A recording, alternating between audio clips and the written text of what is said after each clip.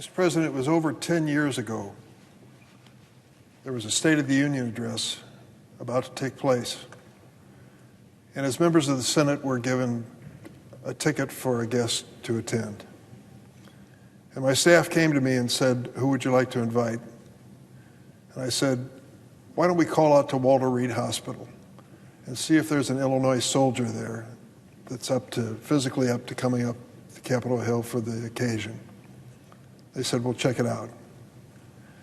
They came back to me an hour or two later and said, "We found a veteran. She's a member of the Illinois National Guard. She's recuperating at Walter Reed and she can attend." And I said, "Fine, I look forward to meeting her." The night of the State of the Union address, they told me that the officer from the Guard was in my office and wheeled open the doors, and in came Tammy Duckworth.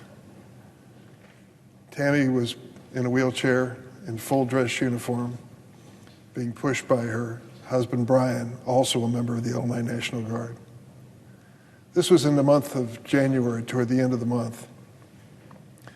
And with a big smile on her face, she told me the story of how, as a pilot of a helicopter with the Illinois Guard, she was shot down over Iraq in the first week of November. This was January, the first week of November. And she'd gone through a series of surgeries. The result of that was she had lost both of her legs. At the time, her right arm was still in a sling, and there was a question about whether or not she would lose that as well. So she was in serious medical condition, but you would never know it. She was just beaming with pride and happiness, and I thought, what a remarkable human being. So she became not only an acquaintance, but started to become a friend, and has become a very dear friend to me today. I'm so honored that we have as good a relationship as we do. It's perfect. I'm for Tammy. Whatever she's for, I'm for Tammy. And I've found that that's a good standard to live by in Illinois and American politics.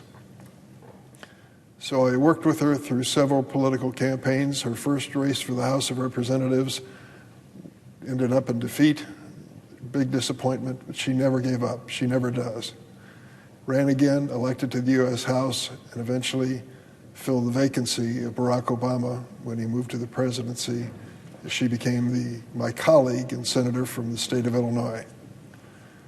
We have a great political friendship, a great governmental friendship, but a very great personal friendship. Mr. President, I remember the day I was driving from Springfield in central Illinois to Bloomington, Illinois for a meeting. The phone rang and it was Tammy Duckworth calling. I said, "What's up, Tammy?" She said, "Well, I have some news that I'm sharing with very few people I wanted to share with you." I said, "What's that?" She said, "I'm about to become a mother." I couldn't believe it. I literally couldn't believe it. After what she and that valiant body of hers had been through in big combat for the United States, I couldn't believe that she had that opportunity to start a family. And she did. The reason, of course, was in vitro fertilization. She had been working on it for a long time with Brian to have their first child. They had all but given up when a mutual friend of ours, Judy Gold in the city of Chicago, said, "There's one more expert you've got to see. He never fails to create a family." She went to this man, and thank goodness it worked. She became a mother, and it was a remarkable achievement after all she had been through and all her body had been through, that she could reach that point. I can't tell you the pride that was beaming in her face when I first saw her with the baby. She really believed that she had achieved something that many people didn't think was possible. Fast forward, if you will, to several years later, and she said to me on the floor of this Senate, "I need to talk to you about something personal." And we went up to my office and closed the door, and she said, "I'm going to have another baby." I said, "I can't believe it." She said, "The IVF worked the second time." So she now has 2 daughters, beautiful family. She loves them dearly. I think about that when I think about the debate that's going on now, the national debate that was manifest in the decision of the Alabama Supreme Court last week. when they decided, that court decided, consistent with the Dobbs decision, that IVF would no longer be legal in the state of Alabama. As a result of that decision, IVF clinics were threatened and some even closed in the area for fear of criminal prosecution for bringing to this earth children for loving families, just like Tammy's. Well, Tammy Duckworth has spoken out even this morning on the issue and what it means to her personally and what it means to all of us who value those individuals who fight so hard to create a family, which is what she did and so successfully. Mr. President, it was nearly 2 years ago the Supreme Court's right-wing majority made the disastrous decision to overrule Roe versus Wade, striking down the constitutional protections that afforded women the right to decide when, how, and whether to have children. That is at the heart of this whole debate. It is at the heart of the IVF issue. Now we live in a world of Dobbs, where Republicans have seized the opportunity to restrict the reproductive rights, health, and freedom of families across America. Since the Dobbs ruling, Republican-led states have imposed abortion bans that threaten women's lives, and Republicans in Congress are attempting to pass a national abortion ban. Now it has gone one step forward, as we knew it would. Last week, the Alabama Supreme Court, which is made up entirely of Republican appointees, ruled that frozen embryos are legally children and that their destruction can be treated like the wrongful death of a child. That decision cited Dobbs multiple times. And I might add, if you read excerpts of the decision, they not only relied on a warped view of the Constitution and other statutes. At one point, the Chief Justice said that what was at issue was the wrath of God. The wrath of God. Think of that for a moment. In a civil court in America, in the state of Alabama, that was his basis for part of his ruling. This unprecedented decision had already had serious consequences for reproductive rights in the state of Alabama, as major health care providers have halted in vitro fertilization out of fear of prosecution.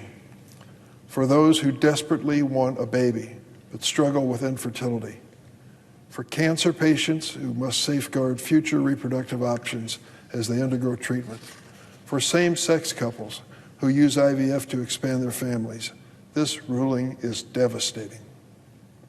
How can congressional Republicans call themselves pro-life, the pro-family party, when they are actively preventing women from using modern science to start a family?